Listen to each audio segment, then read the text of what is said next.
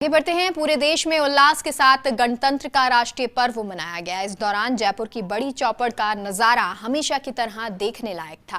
राजधानी की बड़ी चौपड़ कई सालों से गणतंत्र दिवस से जुड़ी परंपराओं की गवाह रही है, जिसके चलते इस बार भी चाहे बात सत्ताधारी दल की हो या विपक्षी दल, दोनों दलों के नेताओं ने ध्वजारोहण किया।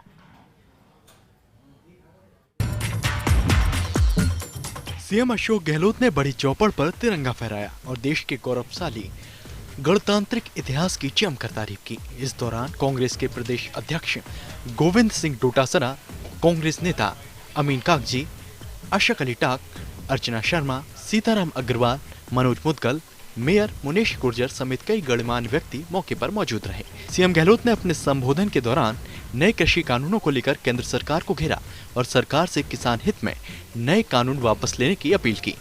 चुनौती हमारे सामने आज भी है। किसान लोग देखते हैं ठंड के अंदर बैठे हुए हैं। किसे कहते हैं कि ठंड के अंदर लंबे समय तक 2 महीने से अधिक समय हो गया बैठे हुए हैं। कुछ सुनने वाला उनके नहीं है। पूरा देश नहीं देख रहा, पूरा विश्व देख रहा है हो क्या रहा हिंदुस्तान के अंदर। अब सोच सकते हो ऐसी परंपरा, ऐसा माहौल कभी देखा नहीं आजादी के बाद में। हमारे वो किसान जो अन्नदाता कहलाते हैं उनकी स्थिति बन जाए। कानून बनाने वाले हम लोग हैं, कानून की व्याख्या करने वाले हम लोग हैं, और जिनके लिए कानून बनते हैं उनको विश्वास लेना जरूरी होता है। आज समय बताएगा किस प्रकार से ये किसान आंदोलन, किस प्रकार से इनकी समस्या का समाधान हो।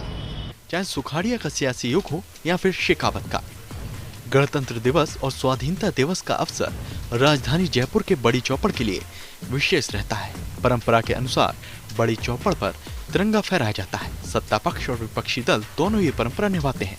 पहले झंडारोहण सत्ता पक्ष की ओर से होता है और ठीक उसके बाद विपक्षी दल के नेता राष्ट्रीय ध्वज फहराते हैं। ऐसा इस बार भी देखने को मिला। यहाँ बीजेपी की ओर से झंडारोहण की परंपरा निभाई बीजेपी प्रदेश अध्यक्ष सतीश पूनिया ने। इस दौरान सांसद रामचरण बोहरा, राघव शर्मा, मोहनलाल गुप्ता, मेयर सौम्या गुर्जर समेत प्रमुख नेताओं की मौजूदगी रही। बीजेपी प्रदेश अध्यक्ष सतीश पूनिया ने अपने संबोधन में केंद्र की सरकार के कार्यों को सराहा और विपक्षी दलों पर जमकर तंज कसे। इस देश पर लोकतंत्र पे जो सबसे बड़े पहले हमला हुआ था, आपकी पीढ़ी को तो पता नहीं और मुझे भी नहीं, लेकिन हमारे से पहले पीढ़ी को पता है कि इस देश में पहली बार आज़ादी पर संकट आया था, लोकतंत्र पर संकट आया था। उसका नाम आपातकाल था। इस देश में 100 से भी ज़्यादा बार अनुच्छेद 356 का दुरुपयोग लोकतंत्र के परंपराओं को, मूल्यों को ताक पे रख के उन्हीं के दल ने किया था। इसलिए उनका जुमला है, उसमें सच्चाई नहीं है।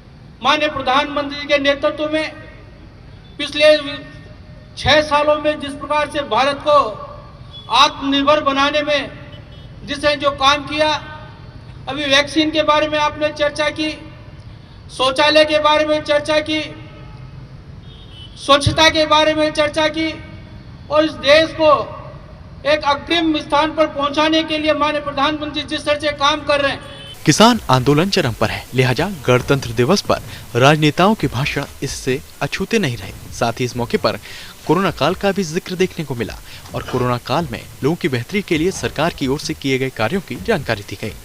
आज हम लोग याद करते हैं कोरोना काल आया। कोरोना के अंदर हमने सबको साथ लिया, सभी राजनीतिक पार्टियों को, सभी धर्म गुरुओं को, सभी संस्थाओं को, एनजीओ को और प्रदेशवासियों को। पूरे कहते हैं गर्व है कि जिस प्रकार प्रदेशवासी और सभी लोगों ने मिलकर के उसका मुकाबला किया, उसका आज पूरे देश के अंदर, पूरे विश्व के अंदर राजस्थान का नाम रोशन हुआ।